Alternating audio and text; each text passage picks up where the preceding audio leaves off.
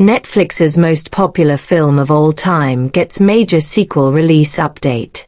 K-pop, Demon Hunters sequel has finally gotten some news, though fans will have to wait longer than expected to see the animated film hit Netflix. Ever since K-pop, Demon Hunters was released on June 20, 2025, it has taken the world by storm.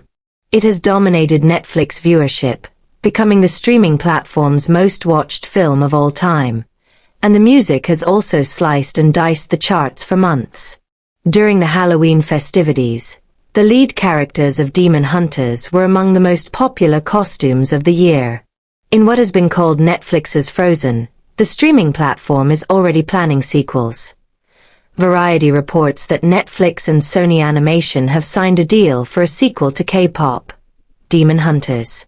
The movie is aiming for a 2029 release date, a 4-year gap from the release of K-pop, Demon Hunters. The trade notes that the release date could change and could happen sooner. Just that 4 years is the typical gap for an animated feature film. K-pop, Demon Hunters sequel is already golden. A 4-year gap for an animated sequel is the average time. Shrek sequels used to come out every 3 years. But the gap between Frozen and Frozen 2 was 6 years, with Frozen 3 now set to arrive in theaters 8 years after the second film. With K-pop, Demon Hunters sequel entering production, Netflix and Sony Animation might decide to produce 2 films back-to-back. That could ensure there is not as long a gap between the second and third films. Sony Pictures is already looking at ways to capitalize on the popularity of K-pop, Demon Hunters. A short film titled Debut, a K-pop Demon Hunters story was rated PG by the MPA in September 2025, and fans are wondering when it will be released. One avenue fans don't need to worry about is a K-pop, Demon Hunters live-action remake.